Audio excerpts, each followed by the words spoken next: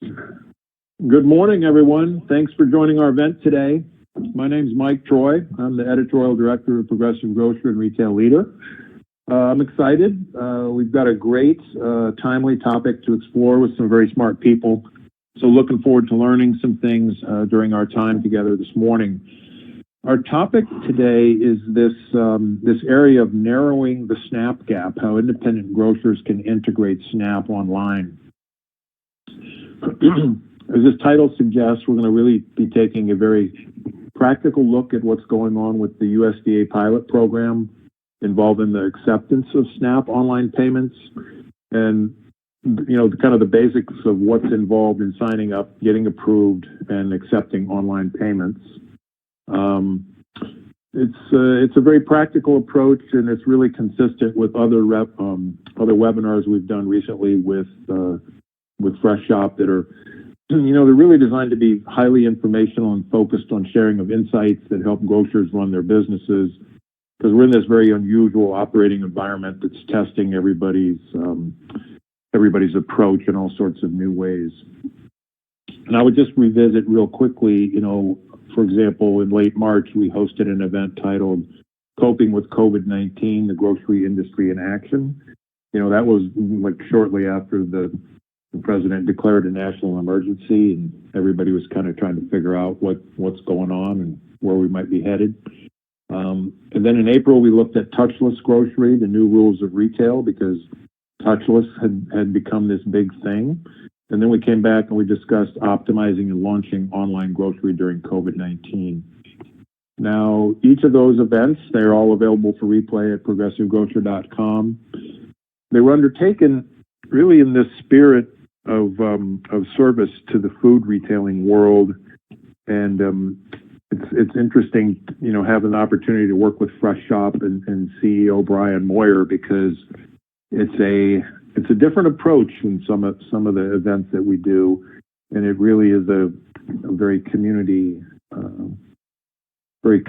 service oriented type of approach. So that's been fun to be part of.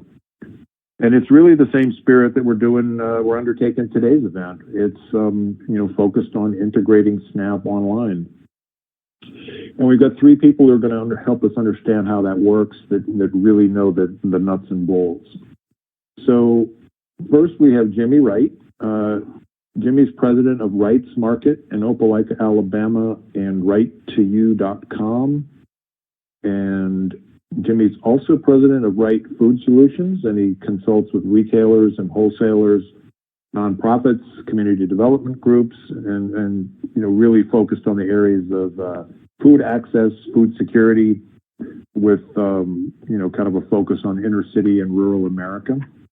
The other thing about Jimmy, and he's really uniquely qualified to speak on this topic of SNAP, because he's testified before both the U.S. Senate and House Agriculture Committees on the SNAP program. And Wright's Market was also the first independent grocer in America to offer online SNAP along with online produce incentives. And then also joining us is Brian Moyer. I mentioned Brian. Brian's interesting guy. He began his IT career as an intelligence analyst and computer scientist with the National Security Agency. And then in 2014, he founded Freshop. So interesting transition there. But Freshop is a web platform that helps grocers sell online. And this year alone, the company's facilitated more than 1 billion in transactions. And then Brian also serves on the board of the National Grocers Association. So he really understands what's important to independents and the problems and challenges that they're facing, and that his company is helping them solve. And then also joining us is Colleen Griffin Underhill. Colleen leads Freshop's customer engagement and support teams. And Colleen is an interesting story as well, because she was actually a Freshop customer before she joined the company. And she's been involved in the SNAP pilot program since 2017. So three very knowledgeable people on everything, that a person could ever want to know about SNAP and what's going on with SNAP and where it's headed. As they go through their comments today, I would encourage everyone to ask questions. We've get those, integrate those into our conversation as we move through. And then kind of the flow really is, this is going to be very conversational today.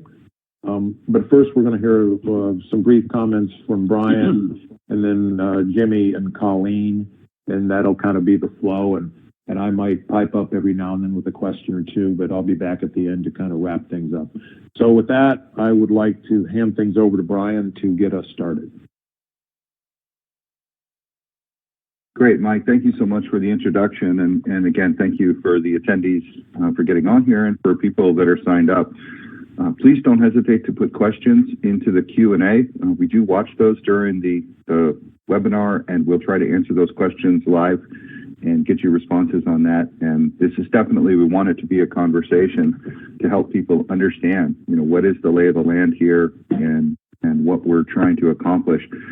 I first want to set the stage. I think everybody knows that's on the call probably knows what SNAP is, but just to be clear, SNAP, commonly known as the food stamp program, is really for food purchasing assistance for low and no income people living in the United States.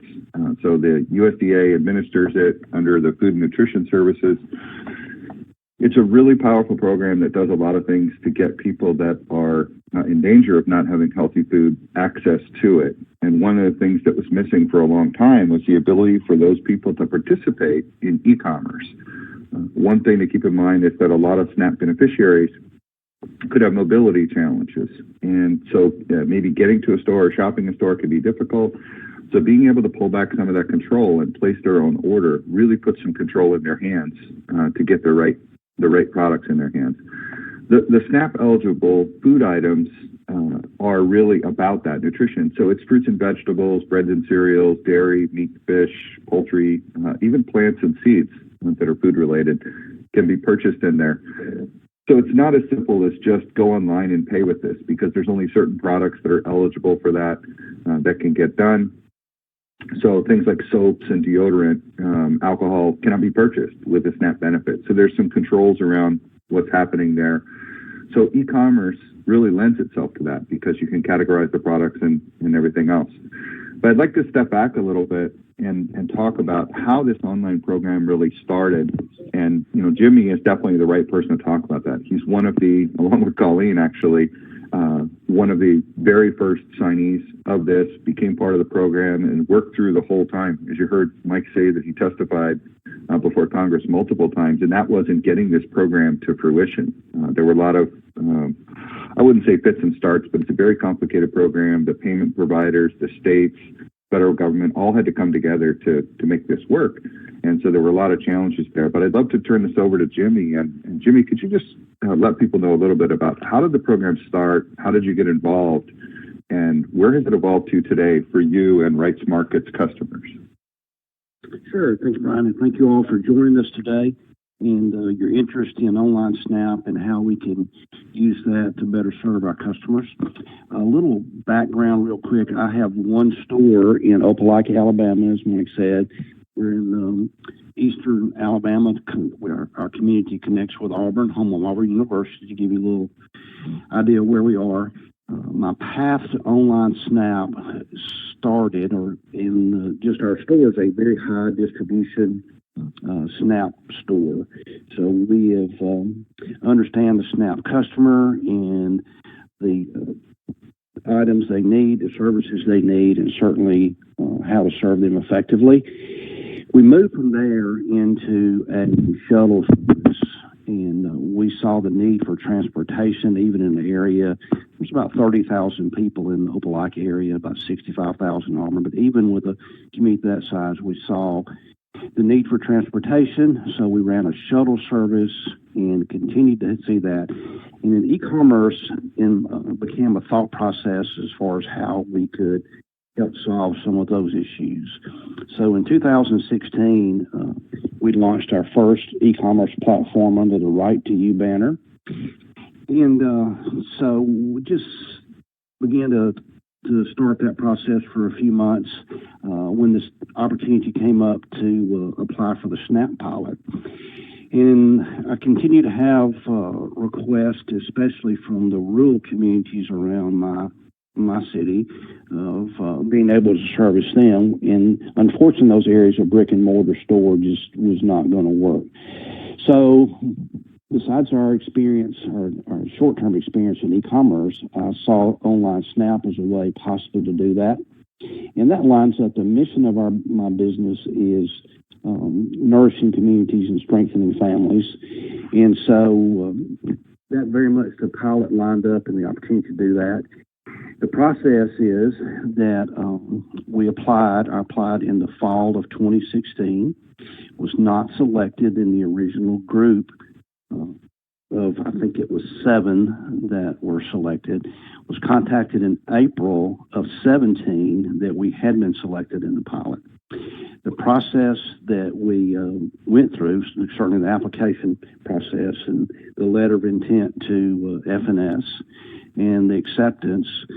So there really are 5 parts for the retailer to look at. One is, again, the initial application to FNS and the process to be approved. And we're very fortunate that with one small store that we were selected and able to pilot this. And besides being effective in serving my communities and the communities around me, I hope we're able to share these experiences with other smaller groceries around the country. But FNS has been super to work with. Just couldn't ask for more out of that. And then next after us would have to be an e-commerce partner. And in our case, we've been very fortunate to have a fabulous relationship with Freshop. And since the beginning when we were accepted into pilot, they have been right there with us every step of the way. We were fortunate that Colleen had some experience at another retailer that was accepted into the pilot. So when she came on board at Freshop, we had that experience and expertise that helped us along the path. And so it was us, it was application approval FNS, it was Freshop, and then the state of Alabama. And they very much have been supportive of this, even on a small store, and the fact that they saw the opportunities, the same opportunities I saw in Alabama in the rural areas and areas where transportation is a challenge, to possibly use e-commerce as a solution for that. So the state of Alabama is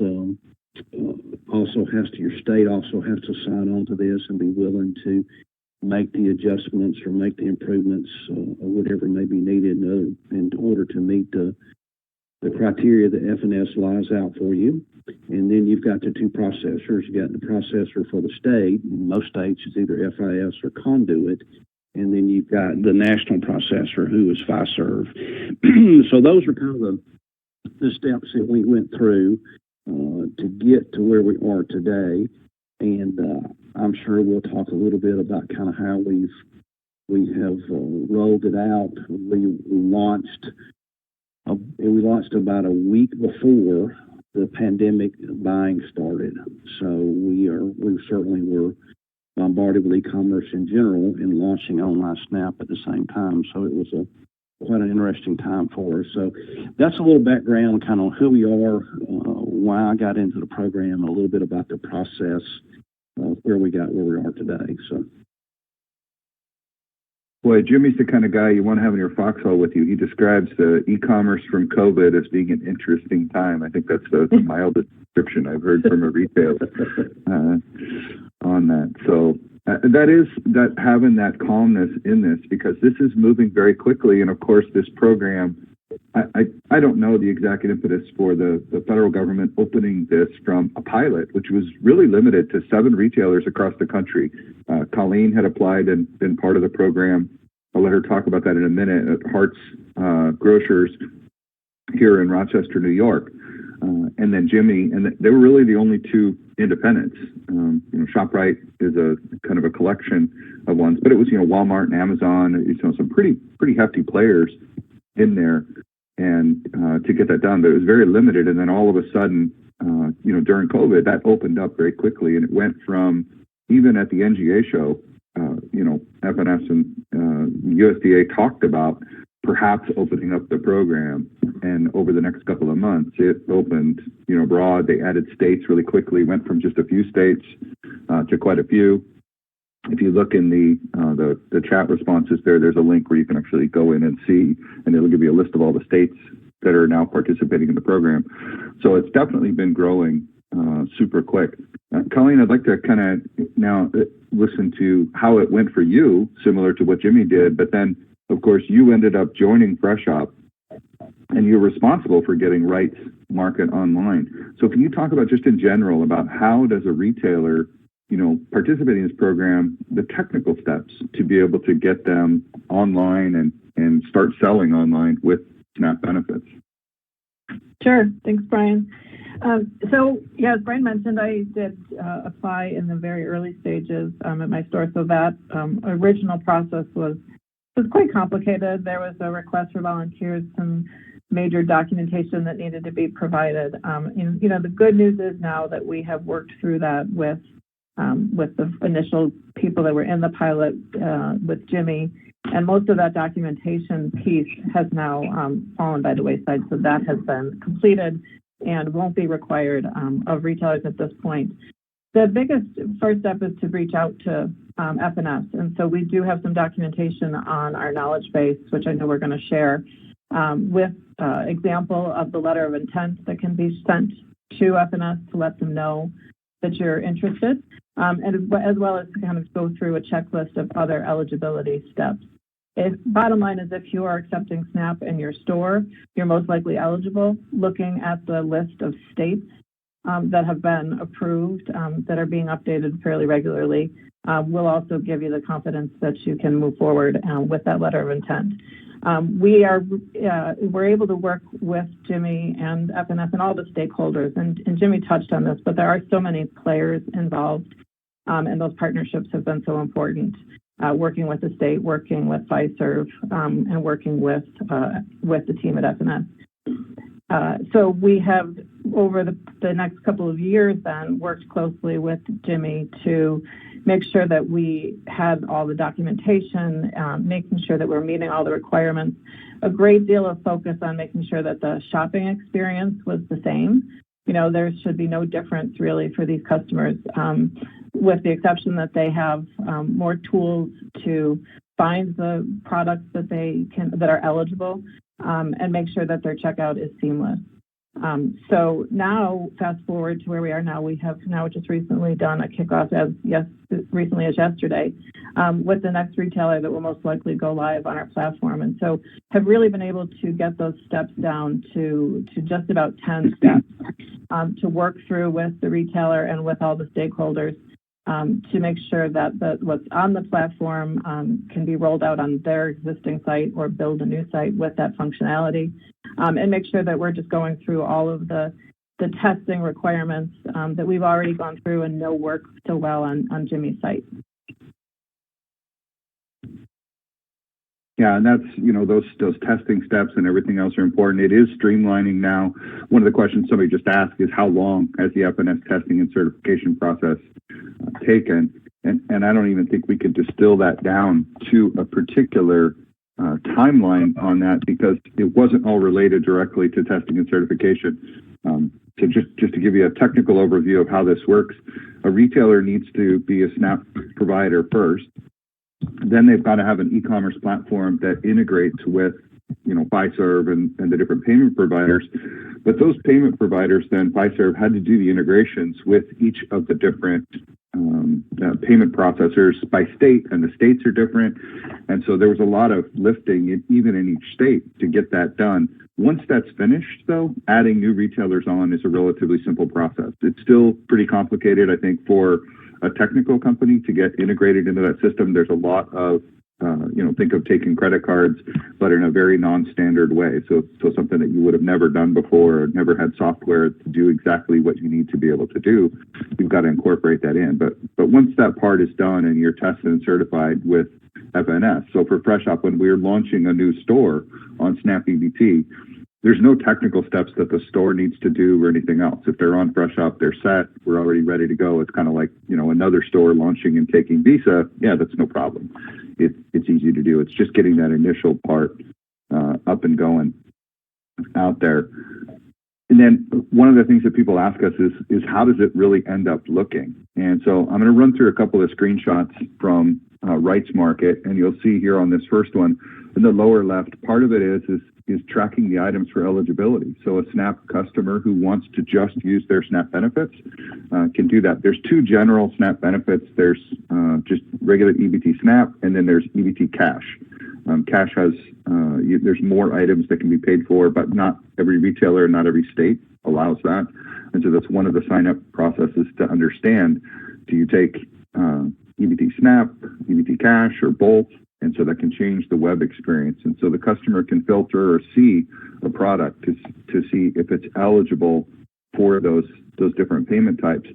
When they're actually doing their payment, just think of SNAP as another type of payment. So you've got, everybody answers the question at the gas station, is this a debit or credit card? And so just think of a third option of it's a SNAP card that a person puts in. And that's really what they have. They have in their hand a card, and they have a PIN that goes with it. And so right on the platform, that person can type their card number in, they can click on view balance. And then when they do that, they're actually going to get presented where they've got to type in. This is something that Jimmy's talked about, trying to simplify this process for security reasons to prevent somebody from looking over somebody's shoulder and that kind of thing. So you have the card and the PIN number. Then when you're entering it, it uses kind of this randomized keypad. So that's a little interesting to use the first time. So as you push the first number, the whole keypad changes, and so you've got to kind of chase down and find the number the next time. That you can see with this is you've got the option to pay online to the credit or debit card. Some stores allow people to pay at time of pickup, and that's typically used for the remainder of that. So if I bought 7 kinds of produce and chicken, and then I got a can of deodorant, that deodorant wouldn't be eligible, and I might be able to pay for that when I pick it up. Many stores, though, would require a customer to pay that with a credit or debit card to be able to put that in there.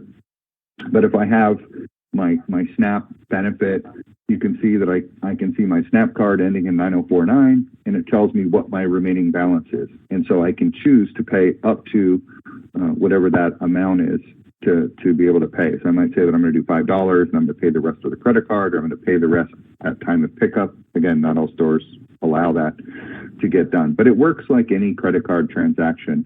And there's times it's called a split transaction where you're going to use 2 payment types to be able to get through your transaction. So it's a little bit more complicated on that, but it is pretty seamless. And so if you think about a customer who doesn't know what SNAP is, they're not going to even select this. They're just going to see pay online with credit or debit card. They're going to select that and move on. And one of the questions is how do you market to people that this is out there?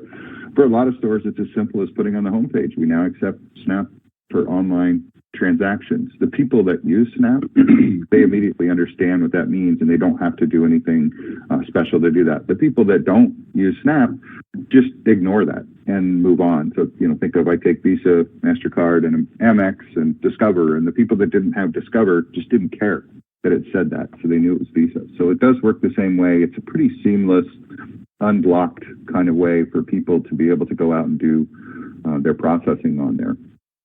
The biggest questions that we get from people is not so much about the technical part, but what you actually need to do and what are the steps to go by in there. And there's really the retailer responsibility is that, of course, your state needs to be online SNAP ready. There's a list of states for that, and it is updating. So new states are applying and getting approved, and it's going pretty quickly. Fiserv has done a terrific job of adding new states on there and getting their part done.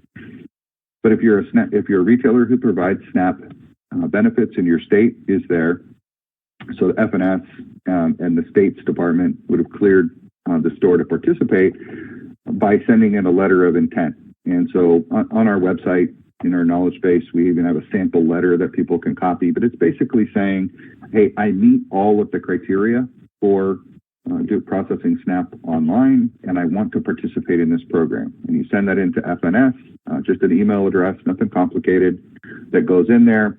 And then once you get approved for that, you'll then go through the next step, which would be to get a Fiserv contract in place.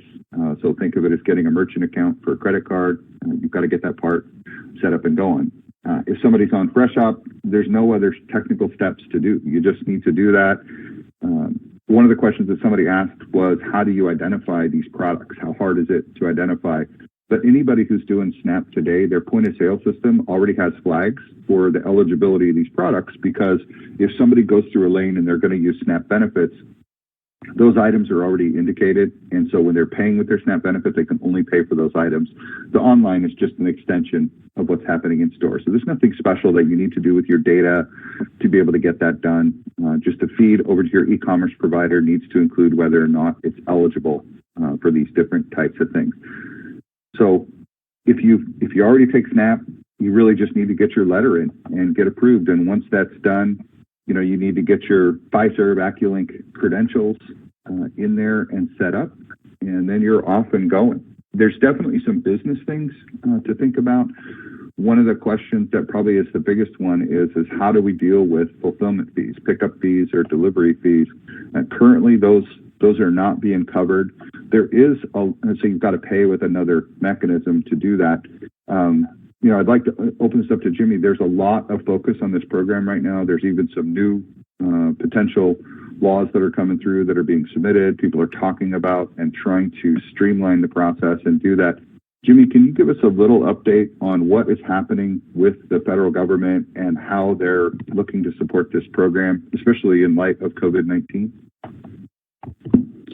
Sure. Needless to say, with the pandemic, e-commerce in general has been pushed to the forefront of all retail channels. But as far as the food industry is considered, there is a lot of movement in Washington at this time to be able to open up access to all grocers, small and large. And so there's potential legislation pending. A bill's been introduced that would address some of those issues. It's early in. It has been submitted, but there is still a lot of things to work through on that bill, but it would allow for some technical assistance help. There's a possibility there could be some sort of incentives, I think, to be able to get smaller grocers to go on. So a lot of movement in Washington, a lot of discussions, and still continues to be a fluid process. Yeah, fluid is definitely the right thing. And obviously, again, COVID-19 has had these impacts where things are moving in ways where e-commerce is becoming, table stakes for stores, not just in general, but there's certain people who can't come into the store if they've got restrictions and need to be able to place that online. And so opening that up to people is definitely getting a lot of visibility at all levels of not only government, but industry. The National Grocers Association has been advocating very strongly to make sure that this is happening. And at the same time, being aware of the privacy of this information. There was a lawsuit that was settled for protecting the SNAP information of retailers from just being public domain. And so there's a lot of different pieces that are moving in the SNAP area of things and how things are evolving, but also e-commerce is changing very quickly, and just general retail is changing. And so people like Jimmy that are out there and communicating and letting government officials know this is how a store actually works, this is how our customers, this is what we can do, and then they're trying to figure out how can that address all of the different things that are happening for people and being able to get them. So really important to just stay on top of it and continue to see what's going. I think there's 40 states right now that are approved within the system to go through. I would imagine that's going to continue to expand. I know Alaska is not on the state right now. We get a lot of questions from people asking when Alaska is going to get added. So there's, it's definitely a moving target on what's going there, but it's certainly not going to go away. It's still officially, I think it's still called a pilot program, but it's pretty clear that there's a lot of power and impetus behind getting this out there, expanding the program, and providing it to many more stores so that they can serve their communities. So, Colleen, on the challenges of get it online, what is the burden on the retailer? What does the retailer really need to do to get themselves online? So, as you mentioned, the reaching out to FNS is really the most critical and urgent next step. You want to get your name on that list. And then also, from a technical point of view, just making sure that flag that you mentioned in the product feed, making sure that your e-commerce partner is receiving that information. So, working through our help desk if you're already on the platform, or working with your project manager here at Freshop to make sure that data is flowing over to us. Those are the two things that everyone could get started on now. And then as soon as F&S approves and they send out a welcome kit, is what they call it, then it's really going to be a partnership, again, getting all those stakeholders involved in that partnership between those people. It appears that it'll be a series of calls, getting everyone together, doing some presentations to show how it's working on the site. But I would say a handful of calls with the different parties that are going to be involved is really the biggest commitment that the retailer will need to make at this point. We will work to get everything up in a test environment so they can, so the retailer can be comfortable with this, understand how it works, and then just addressing the operational aspect of this, certainly making sure that front-end staff and those people that interact with customers are able to speak to how it works and can answer questions about that scrambled pin pad, that type of thing, and just addressing any of the operational aspects that would come into play. Yeah, and there certainly are, operational things, as we talked about, like, you can't pay with for a delivery fee to be able to get that done. Split payments. I know somebody asked, can you do multiple SNAP cards on the same order to be done? I'm not aware of anybody doing that. I mean, it would be technically, it's quite simple. You're already doing a split payment, so a credit card and a SNAP payment. We already support 2 different credit cards being used for people.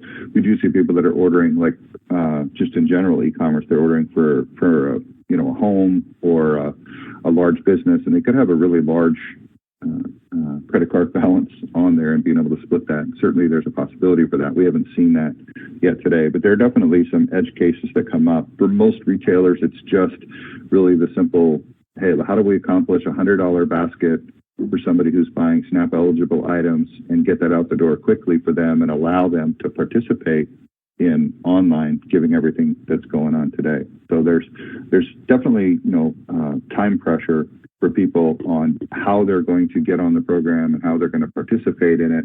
But I think long term, it's just going to evolve to be the same way that it is in store. If we think back in time and how that card evolved, from getting away from actual food stamps, where people were kind of outed as they were going through the process of making their payment, people could see it was really obvious that you were using that benefit.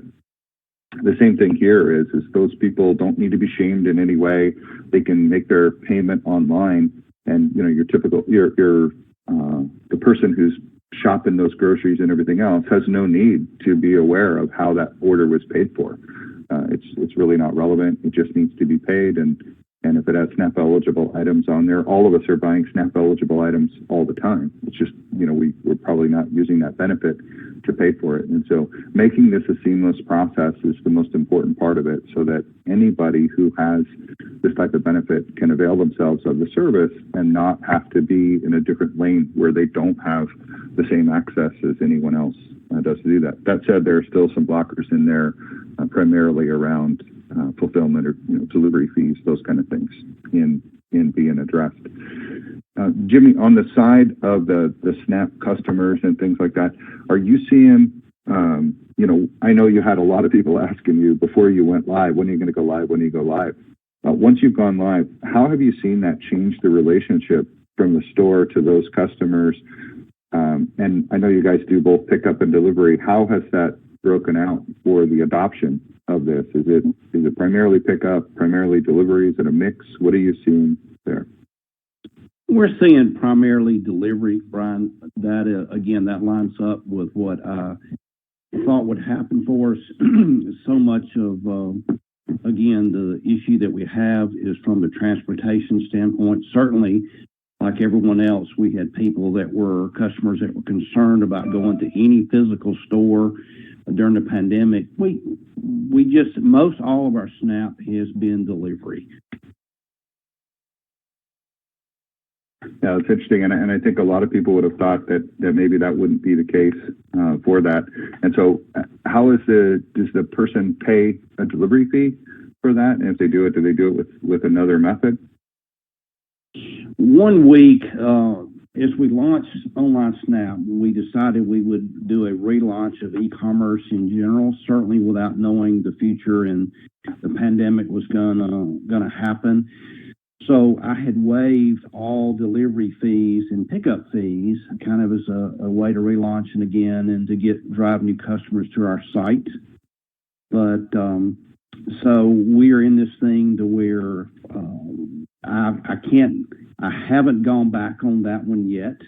We continue still deliver and have no pickup fees. Certainly that is not an economic model I want to continue to follow.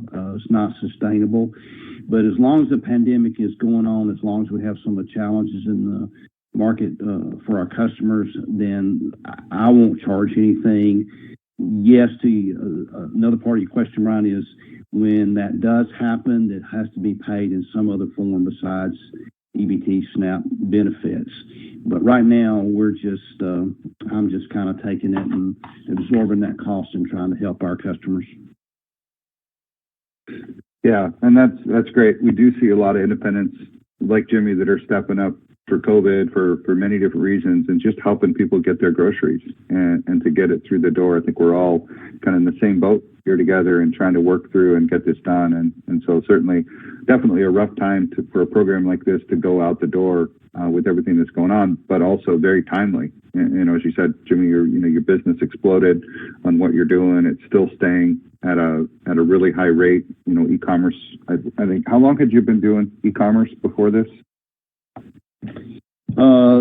Before the pilot launch, we had been in e-commerce about from fall of 2016, and again we launched Snap March of 2020. So we had about 3 years behind us. Yeah. So and that's pretty typical. People. I think there's not too many stores that don't have some kind of e-commerce at this point. But even stores that probably didn't have e-commerce during COVID, it exploded on them with taking phone-in orders. I think my record I've heard is a store that contacted us who was doing about 60 orders a day of phone-in, write it down, get it done orders because it was the only way they could serve their community properly during COVID-19 to be able to get that done. And that, is certainly not sustainable to be able to do that. But I think as we'll see this, and this will probably evolve over time into different programs, the SNAP Cash versus the SNAP EBT and how that's going to be used and leveraged for customers. I know that's not available everywhere for people to be able to do that. And then we're also seeing other programs where, you might have a local charity who's talking about supplementing. Jimmy, I think you participated in the produce enhancements. What kind of programs go along with SNAP Online, and what opportunities are there for further assistance outside of just taking SNAP Online itself? But what are the other things that are being done by grocers and by community organizations to help at-risk consumers? Yeah, we also do the Double Up Food Bucks program, and we've offered that in store for 2 years. We're entering our 3rd year with that. We're partnered with a Fair Food Network out of Michigan, and again, we're able to offer that online, and that is 50% off of fresh produce. We have a maximum of $10 a day that customers, and I think most of our folks in store certainly understand that program and know that's now available online. We see a lot of opportunities out there with community groups and nonprofits to either help fund some incentive programs to get either, we've had some discussions about subsidizing some delivery fees through some nonprofits in these areas where it's going to be a little bit cost prohibitive to go into. From a distance standpoint, expense standpoint, there are a lot of groups that are coming to the table now that understand and see e-commerce and now see Online Snap as an opportunity to serve and are willing to offer up. So I think it's a great opportunity for retailers to engage with community groups in produce incentives, or there's a program out now with produce prescription programs. There really hadn't any been discussion yet on offering those online, but great opportunities, and we've been fortunate to be able to let the Freshop's been able to roll that into our e-commerce platform also.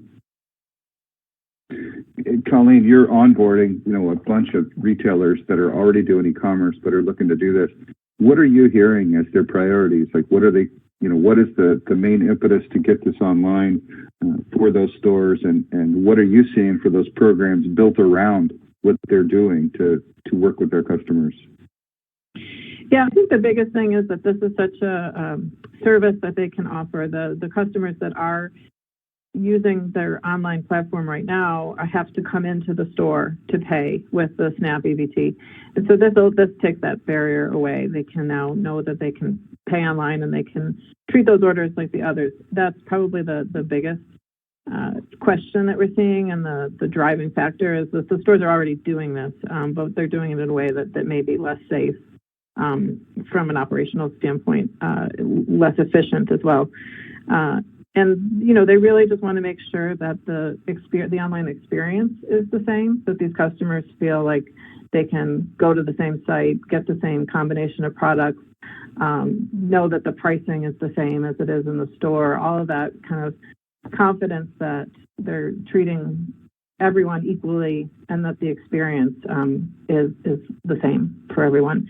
So we're seeing most of those questions and people just, anxious to get things started. We are now definitely seeing through conversations with FNS things starting to turn. And so we know that there's more and more retailers that will be doing these kickoff calls with us. And we have worked so closely together over these past few years that it's a really strong, solid partnership. I talked to someone from FNS pretty almost daily.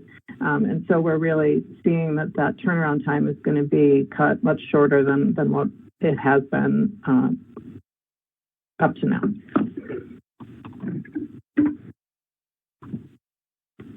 That's great. I think, as you say, this is accelerating. There's going to be, I think, a lot of this will become like taking credit cards. Every e-com provider will have this. It's just going to be part and parcel of what any store does, and it won't be anything special. Right now, it's certainly, there's kind of a rush to get this out there for people in certain communities and everything else. But hopefully, this will just be something that, if you can do online grocery at your store, this will be available to you, and you won't have to. I think one of the reasons why, as Jimmy said, there's some bills that are being presented. I don't know where they are in the process right now, very recently, about expanding the program and providing support about that. And the big part of that is to get it out to all grocers and not just have it at a limited number of places that are out there, so that people have access to it in a broader area, and those businesses are being support and being able to get that done. So it will evolve over time. I think to do that, there's pressure from on high to make sure that it's being done equitably and it's getting out there. As more entities get involved, it'll streamline and get easier to do. And think of when credit cards first came in, you had the little swiping machine, and that's kind of where it was, that transition from that swipe to being able to swipe a credit card instead of having that the carbon paper that you would have to run through the machine and everything else. That evolution is happening here as well, where at some point, for people, it's just going to be on, or you tap your card, it is what it is, and you make a payment and be able to move on. So we'll continue to see the process streamlining for everybody else, but there's a lot of people out there and organizations, Fiserv, certainly the USDA, the states, that are all working together to make this as accessible as possible. And then we've got, retailers and people like Colleen and Jimmy that are working together. There's a lot of collaboration that's being done. Typically if there's a phone call, with Fiserv or something like that, there's a large variety of retailers and service providers and everything that are on those calls, and they're all trying to make this simpler and make it more accessible.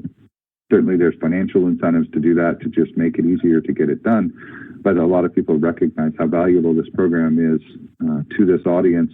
And so getting that out there and getting it done is really important. We look at all the people that are attending today and how much interest there is on on being able to be part of or get this as part of your program. And so it's actually simpler probably for smaller stores to get on the program because they can be a little bit more agile. Limitation for larger stores or larger chains that were not part of the pilot program is that, you know, they can't just change to some other mechanism to be able to get it out there. So there is definitely going to be a lag here on the first pilot customers and then smaller customers that can be, or smaller stores that can be really agile and just make a change and move forward. Those two ends are going to kind of meet in the middle at some point where you'll see this really broadly available. I don't know how long that's going to take. I certainly don't know how long it's going to take to get the rest of the states on the program. But it looks to be, you know, definitely set for success right now and getting it out there. It does look like things are going to continue to evolve, and we'll see, you know, as I said, there's other programs that kind of associate with this to make sure that it's all there. There are people, you know, that are, as Jimmy said, like waiving delivery or pickup fees to be able to facilitate and get this out while things are decided. There's also, you know, food products like, you know, hot foods are generally not allowed in this program. So it's, you know, but it is different state to state.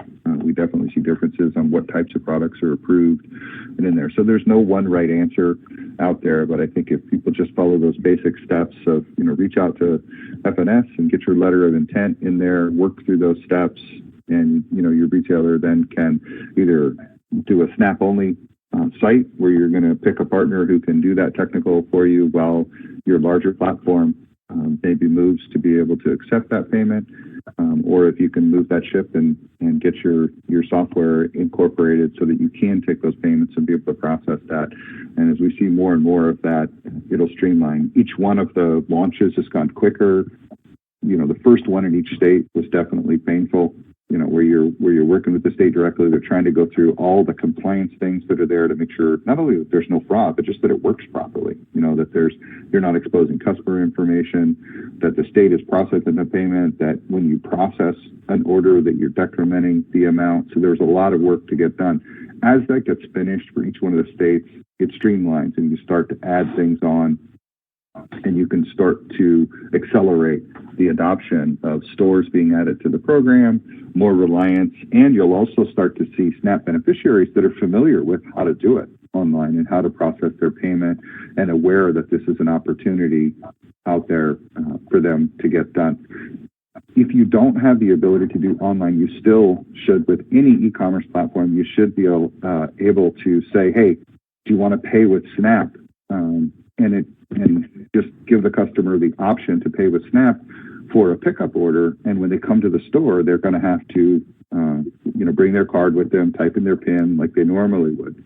The people that are using SNAP are very aware of how that works. It's certainly not as seamless and frictionless as paying online, but stores that really feel that they want to take SNAP online and are, for whatever reason, are not able to get onto the program, their state's not participating yet or whatever, there are some other ways that you can essentially allow somebody to place an e-commerce order and accept that payment. There's even mobile SNAP terminals that are cellular connected so that you could conceivably do delivery that way. Certainly not the intent of what they're trying to accomplish here to get done, but there is never a one-size-fits-all. It's not going to be immediately available for everybody that needs it. And so there are some workarounds that are available to allow you to service those customers that are SNAP participants, but not have to do a large technical implementation that maybe isn't available to you. And again, that's stepping stones as your state becomes eligible, and you can do that. You can work through that and try to participate in the program. So the questions that people are asking are talking about sales volume and online and everything else and what needs to support a platform. Just in general, a grocery store, COVID-19 has certainly changed things. So a store that was doing 10 orders a day pre-COVID might be doing 100 orders a day.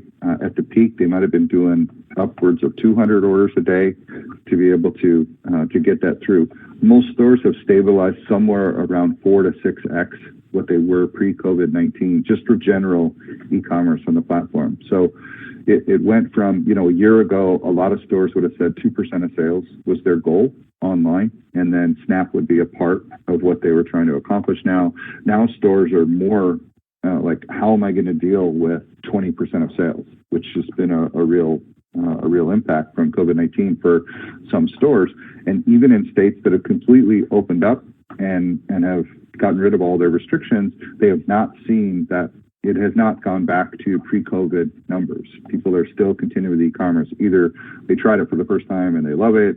For whatever reason, they're concerned about going to the store. So there's a lot of different reasons on why e-commerce is running at a much higher number than it was.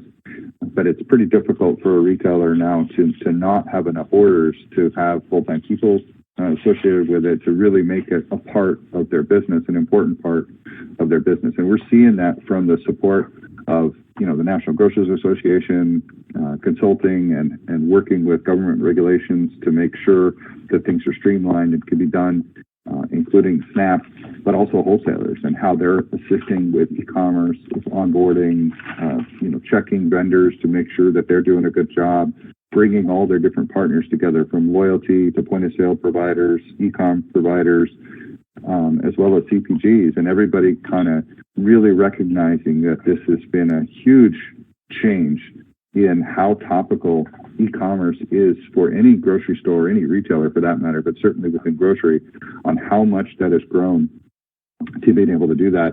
And then how are people not only taking advantage of that, but protecting them from it. If you think of e-commerce as 20% of sales, if 1 in 5 of the people in the store are personal shoppers, that changes the dynamic of a store. And so trying to think about what are the implications of general e-commerce, and then how do you deal with all the different things there. So although everybody really wants to deal with their SNAP customers and provide this service to them in the context of COVID-19, as Jimmy said, he launched, and a week later, that all hit. And so he was trying to do both at the same time to be able to get that done. So we don't want to minimize the amount of pressure there is to get programs like this out there and get them running, to be able to support and maintain them. And it's not this tiny little thing of 1 or 2 orders a day, and you don't have to really worry about it. You can just get it done. Any retailer could really expect to do many more orders than that per day. They can certainly constrain it on what they want to be able to do to get that done. So in general, e-commerce, things are really growing. In the SNAP pilots, we definitely want to see that process streamlined. And so, smoke testing, that's where when you first get the retailer set up and everything's approved to the state, they're all set up with FISERV and done, then they've got to do a smoke test, which is, the state will provide test cards, and your e-com company, the store, and, FISERV all work together to process test orders and make sure that everything is working properly and getting done. Well, right now, each retail banner that does that has to go through that smoke test process. There's definitely work that's being done by retailers, by NGA and other entities to push to get that so that you don't have to do that. You think of every store that adds credit card processing to their website today doesn't have to go through comprehensive testing to make sure that all works. So once the providers are all done and FISERV's got the state, it's all working, you should be able to follow this basic lighter program to say, yes, we followed all the compliance steps. We did 5 test orders. This is how they came out. You check on the back end at the state to make sure that you decremented the dollars. If there was a credit that was done, did the credit go back through and process properly? Once that's done, can the store onboard? So streamlining that entire process is really important for the stores to make it accessible for them to be able to participate in the program, but also the timely availability of SNAP benefits online is really important. So making sure that you're really able to get in and do that.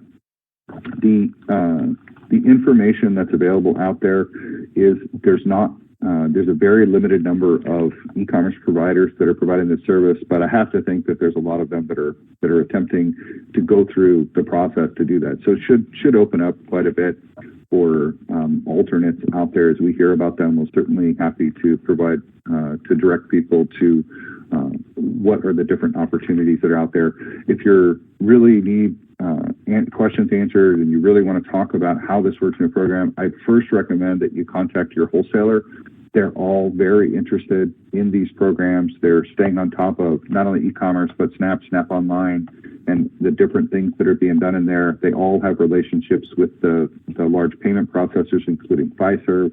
And so your wholesaler would be a really good person to talk to and say, hey, here's what I'm interested in doing. What are you guys hearing out there? What other retailers for that wholesaler are participating in online or doing Snap Online, and really looking to see what's out there. When you think about whether you want to participate in the program, I'd like to just kind of finish up with Jimmy. You know, Jimmy, what did you learn most about the program, and where are you looking to take the program as you go down the road? Yeah, you know, what made it a challenge again is the launch right before the pandemic. So it's been pretty difficult for us to dig in and kind of get some ideas as far as the SNAP customer, what challenges we may have. I know we've had some issues where people have had a little bit of a confusion on the randomized or scrambled pin pad. So we're trying to answer those. As far as where I want to take it, again, I've said this earlier. I believe our opportunities lie in growing the program. Anywhere is going to be engagement with customers one-on-one, whether it be community groups through nonprofits or whatever entity. We've been in churches before talking about this, and again, we see some opportunities in some rural areas around us. It's just been a challenge with COVID. You know, it's a challenge in running the physical store right now, much less adding e-commerce component to that when e-commerce has grown so much. But we do look forward to, again, the opportunity in digging in and finding a ways to serve the SNAP customer online effectively. And I think it'll be a great opportunity for us and others across the country. That's great. Well, Jimmy, really appreciate your time. Colleen, thanks for getting on and sharing. Let's have that. Mike, I'll just turn it over to you for a quick closing. So thank you again for having us. We're honored to be part of this, part of the independent grocer space and work with this. And thank you, Progressive Grocer, for putting this together. No problem. Appreciate it. Great insights from everybody. Thank you very much. I know there's probably some questions in the queue that maybe didn't get fully answered, but the Freshop folks will look through there and reach out to people and help you understand. I think after listening to you talk, it's like it's impressive, the depth of knowledge. So thanks for doing this. Thanks for sharing. We'll end there. Have a great day, and thanks everybody for participating. Thanks, everyone.